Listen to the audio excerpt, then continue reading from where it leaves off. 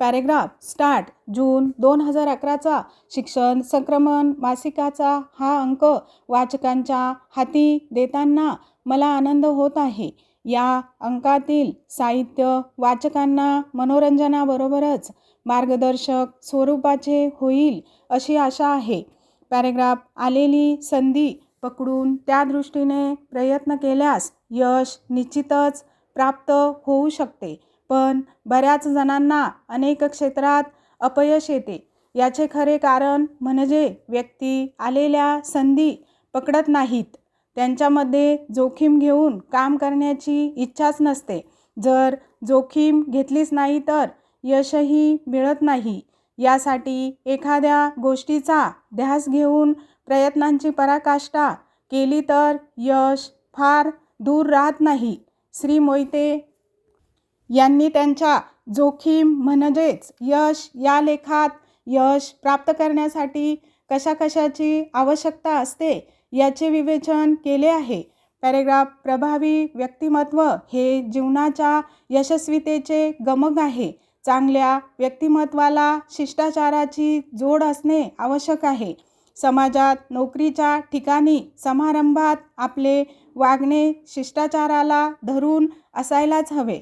असभ्य, असंस्कृतपणे वागल्यास, बोलल्यास व्यक्तिमत्व कितीही प्रभावी असले तरी लोकांच्या तिरस्कारासच पात्र ठरते.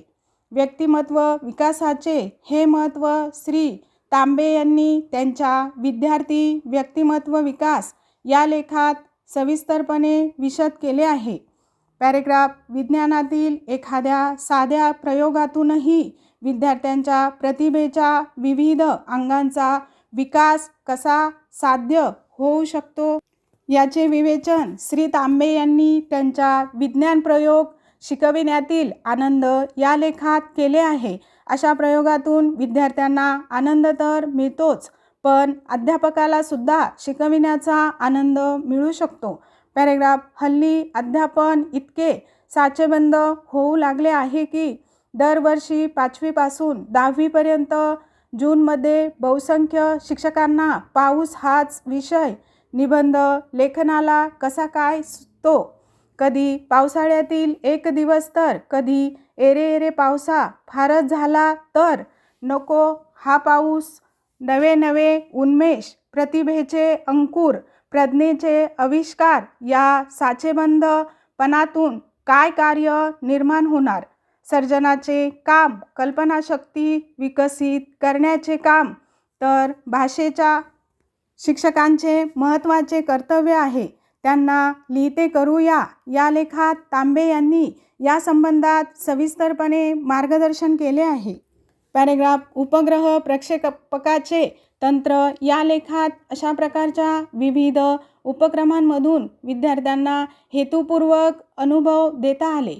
या विविध उपक्रमांमधून परस्परांविषयीचे प्रेम, परस्परांविषयीचा विश्वास वाढीला लावण्यास महत्त्वपूर्ण मदत झाली.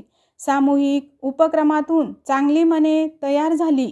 यातूनच एकात्म भावना वाढीस लागली. श्रमाला प्रतिष्ठा प्राप्त होते. विविध उपक्रमातून विद्यार्थ्यांच्या व्यक्तिमत्वाचा सर्वांगीण विकास होतो. घर, शाळा, शालेय परिसर व सामाजिक परिसर या विविध ठिकाणातून विद्यार्थी अनुभव संपादित असतो. स्टॉप.